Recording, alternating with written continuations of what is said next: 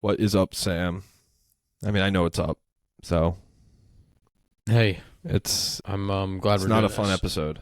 No, but I've wanted to talk with you about this all weekend and all week. So I'm glad we're doing this.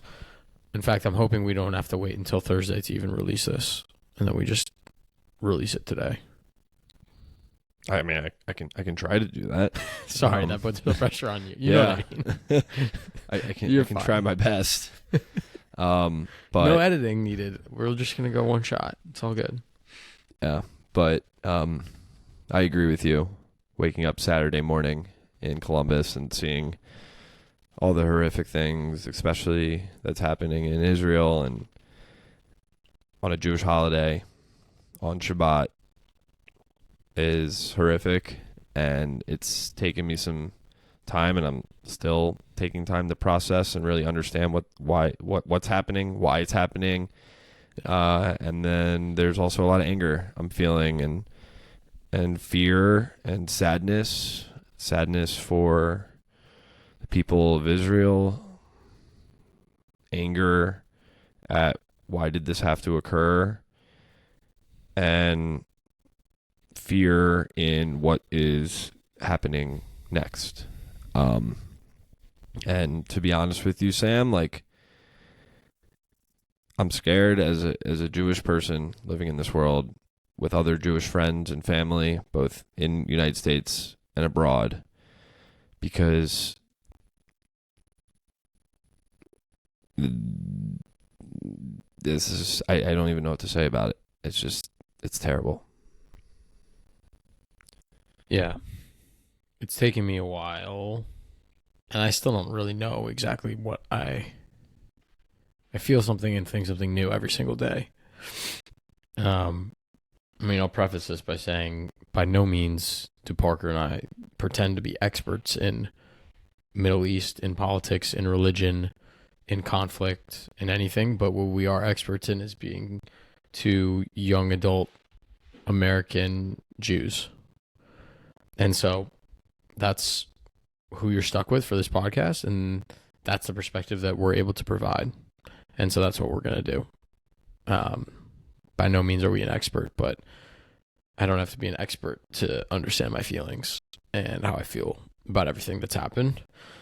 It boggles my mind that in 2023, we have to kill human beings to solve problems or to attempt to solve problems. That boggles my mind that we cannot figure things out that work for everybody. It boggles my mind that we cannot live in peace and harmony, all in the pursuit of happiness and freedom of religion and choice and love and prosperity. Doesn't make sense to me. But I recognize, like, I've been living in the United States where I do have all those things, and I don't have to wake up every day fearing for my safety or my sanity. And I know a lot of my friends in Israel maybe didn't, but now they certainly do.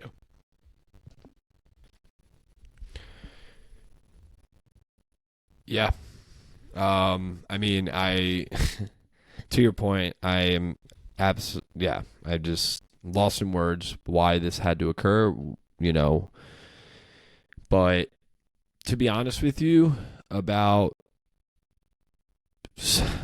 like, we hear about Israel all the time. We hear about the rockets that are shot over into Israel trying to kill innocent people all the time. But this is different. You know, Israel hasn't declared war since what, 1972? 1974, something around that lines. Like, this feels bigger. It is bigger. It doesn't feel bigger. It is bigger. Innocent people, women raped, children murdered. Like, no humane person in any way, shape, or form does that. And that is terrorism at its absolute greatest. And unfortunately, the world, like, we have to see it. We have to watch it. We don't, thankfully have to be there. But there are people who are going through that. And that is really scary. And what makes you think, Sam, that can't happen anywhere else? That's what's scary It's already about starting this too. to. That's what's freaky. I'm already seeing in New York. There's parades shit going in down. New York Yeah. and Australia and London and all these countries where there's parades where there's like kill the Jews, burn them alive. Like that is scary. But then on top of that, Israel, the place that, you know, we have friends who live there, who serve in the IDF, who are part of the reserves, family there. We've been there. You know, we don't live there, but we have a connection to there. And there are people who want all of us gone. And that is crazy to think about. But I'm not surprised because this has happened before in a very, very different way. It's messed up, man. You know, it's tough for me because I grew up in a very Jewish area. I went to a very Jewish college. I live in a fairly Jewish city. So I don't necessarily, Sophie Barron talks about this concept of an echo chamber, right? You surround yourself with people with very similar views to your own, very similar feelings to your own, very similar backgrounds to your own. So I've never felt like a ton of anti-Semitic comments being posted towards me.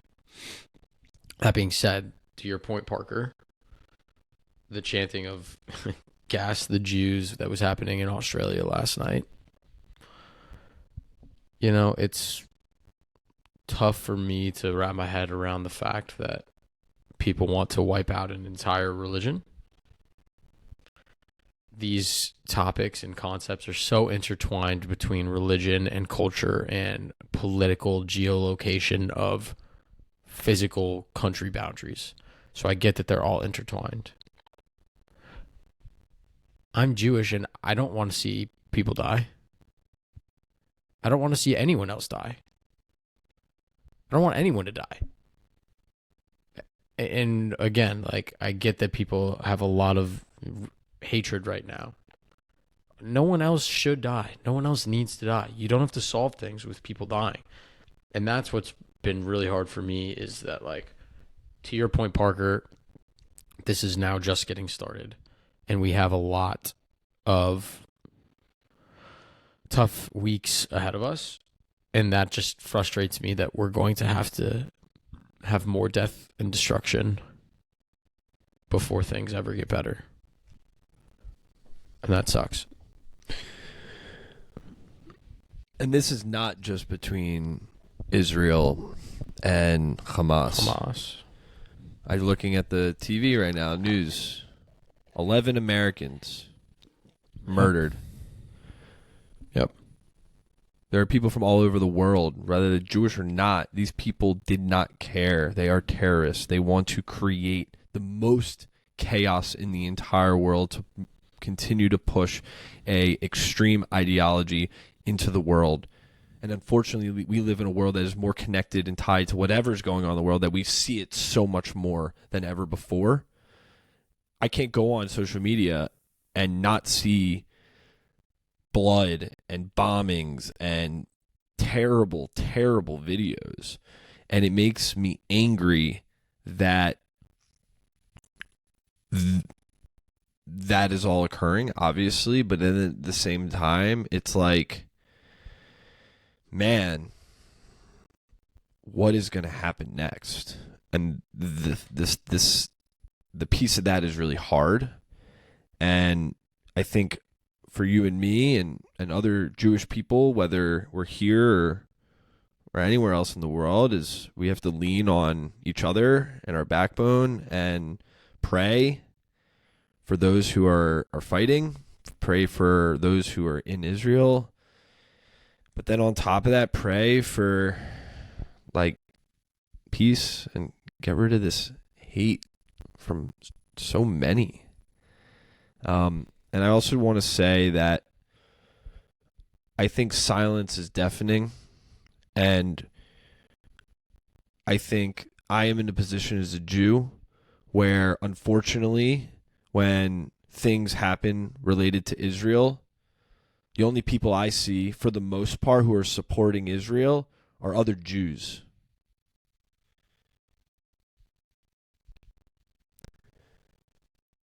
And it's really interesting when I look back at other historic moments where bad things happen and you see the whole world come together.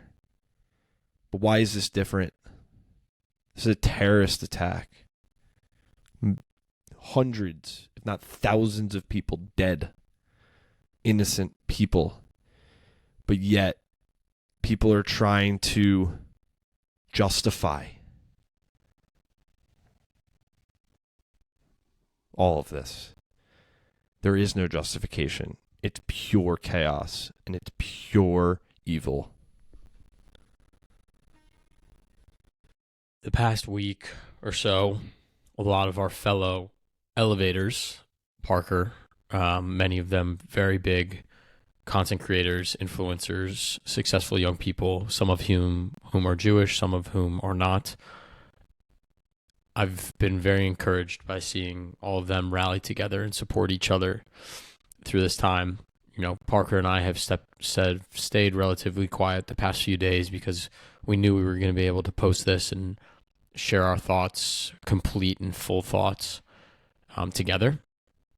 And I just want to say that I'm really proud of all those people who feel confident enough to stand up for, what they believe in and try to push hate out of the world. I saw a beautiful post that was pretty much saying, if you're not in Israel and you can't go be a soldier, and even if social media is not your thing and you don't want to repost things or make a podcast like this and spread knowledge or share your love or passion, you can still just try to be happy.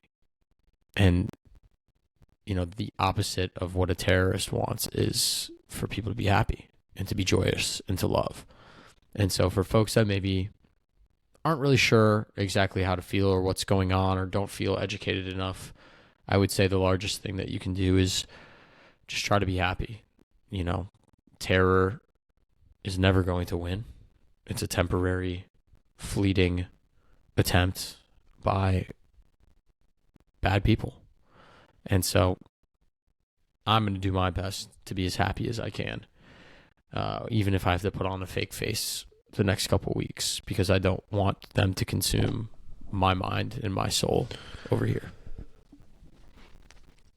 One more thing to add, and there's been rumblings about this in the last couple days. Be careful what you read and take in as a news ingester. There's been a lot of fake, what I'll call bullshit, on the internet. And I encourage you, Sam, I'm going to encourage myself, and certainly Elevation Nation, just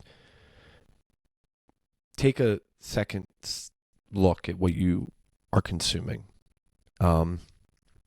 Because there is a lot of BS out there.